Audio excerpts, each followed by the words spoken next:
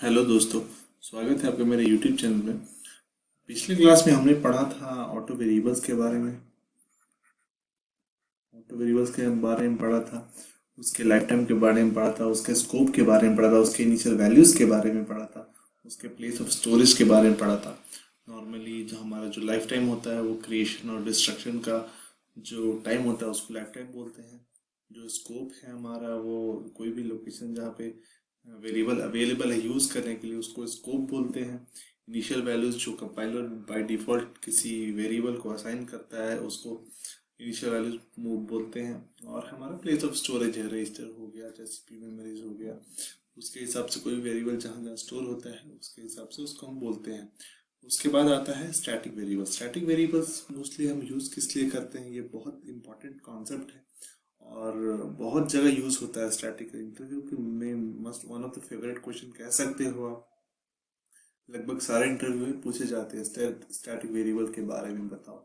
उससे डीप चार पांच इंटरव्यू के क्वेश्चंस हैं जो मैं कोशिश करूंगा मैं कंप्लीट आपको आइडिया दे सकूं। और हम साथ साथ प्रोग्रामिंग भी करेंगे और देखेंगे कि स्टैटिक वेरिएबल्स और डिफरेंट वेरिएबल्स में क्या डिफरेंस है। स्टैटिक वेरिएबल्स जो है वो दूसरे वेरिएबल से कैसे डिफरेंट है। तो स्टैटिक वेरिएबल्स दो टाइप के होते हैं। पहला है लोकल, सॉरी ग्लोबल, और एक है लोकल। ठीक, तो वेरिएबल लोकल स्टैटिक वेरिएबल्स, दूसरा है global static variables.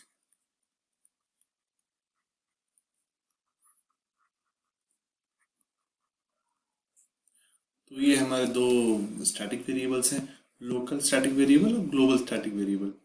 Local variable local static variable जो है हमारा, लोकल स्टैटिक वेरिएबल जो है ऑटोमेटिक वेरिएबल से डिफरेंट है। इसमें डिफरेंस क्या है कि जो कोई भी वैल्यू है वो स्कोप के बीच में जो कंपाइलर जो है वो रिटेन करता है। ये ऑटो वेरिएबल में क्या था हमारा, हर बार जब ब्लॉक में घुसता है तो क्रिएट होता है, ब्लॉक खत्म होते ही डिस्ट्रॉय हो जाता है। लेकिन लोकल स्टैटिक वेरिएबल ऐसा नहीं है, वो वैल्यू स्टोर रहता है, वो ब्लॉक के बाद भी स्टोर रहेगा। जब जितने बार वो लूप में या स्टेटमेंट में एक्सप्रेशन में या ब्लॉक में घुसेगा तो वो वेरिएबल की वैल्यूज रिटेन होती रहेगी।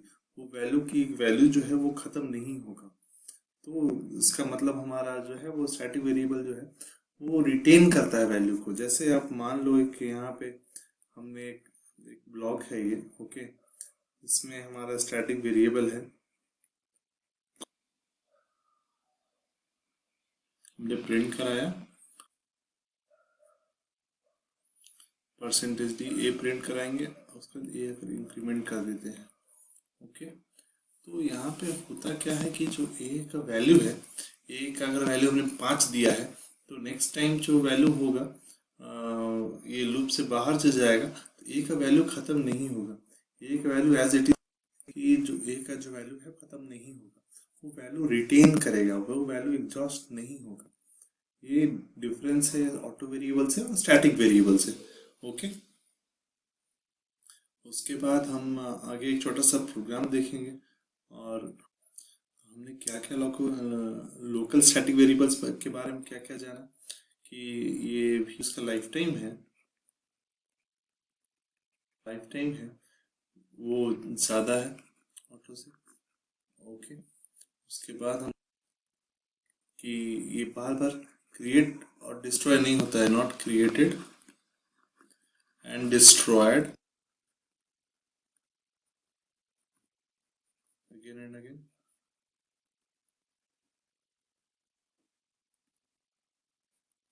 ठीक है, तो ये स्टैटिक वेरिएबल के बारे में हमने जान लिया।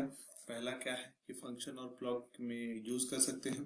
दूसरा जो है वो लाइफ टाइम जो इसका है वो ऑटो वेरिएबल से ज़्यादा है। इसकी वैल्यू बार बार डिस्ट्रॉय नहीं होती है, इसकी वैल्यू रिटेन होती है और नेक्स्ट टाइम जब भी वहाँ पे आएगा कम एग्जीक्यूशन के लिए तो वो जो वैल्यू है वो वैल्यू उसी वैल्यू को पिक करेगा कंपाइलर, ना कि बार बार एग्जॉस्ट होगा फिर बार बार इनिशियलाइजेशन होगा। इसकी इनिशियलाइजेशन एक बार होती है, बार बार नहीं होता है। ठीक है, ये हमारा एक नॉर्मल स्टैटिक वेरिएबल का कॉन्सेप्ट है। और कुछ चीज़ें और मैं बताना चाहता हूँ स्टैटिक वेरिएबल्स के बारे में कि आप नॉर्मल नॉर्मल हमारा क्या है कि एक ऑटो वेरिएबल में ठीक जो है वो असाइन हो सकता है, लेकिन ये अलाउड नहीं है स्टैटिक वेरिएबल्स में। अगर static int a is equal to b लिखते हो तो ये अलाउड नहीं है, ठीक है, क्योंकि स्टैटिक में जो है जो कांस्टेंट ही हमेशा इनिशियलाइज होगा, ना कि ऑटो वेरिएबल्स या दूसरे वेरिएबल्स इनिशियलाइज होंगे।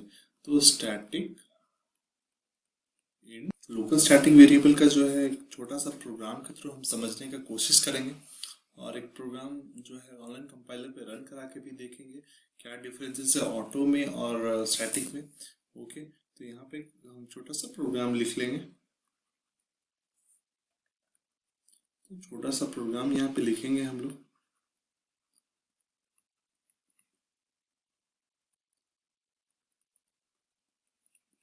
बस यहाँ पे हम लोग चेंजेस क्या करेंगे, जो हमारा ऑटो वेरिएबल था उसको स्टैटिक कर देंगे। ओके, तो ये हमारा फंक्शन था void फंक्शन। ओके, उसके बाद हमारा था static int x is equal to 5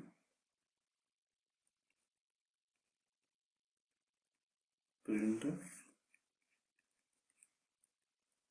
x is equal to, उसके बाद x प्लस प्लस। तो ऑटो में क्या हो रहा था कि जितने बार यहाँ पे ये लूप जब और यहाँ से जब रिटर्न होता था तो इसकी जो वैल्यू थी वो हमेशा बार बार 5 ही रह रही थी, क्योंकि बार बार वो फिर से रीइनिशियलाइज हो रहा था, प्रिंट हो रहा था और एग्जॉस्ट हो जा रहा था।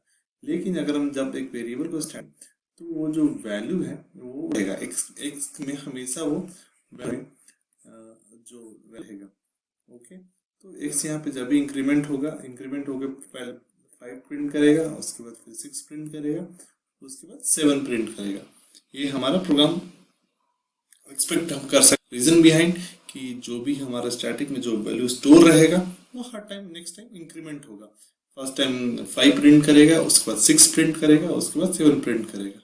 ओके, इसको हम कंपाइलर में रन करा के देख लेंगे। खोल लिया है और कंपाइलर में हम थोड़ा सा एक प्रोग्राम लिखेंगे।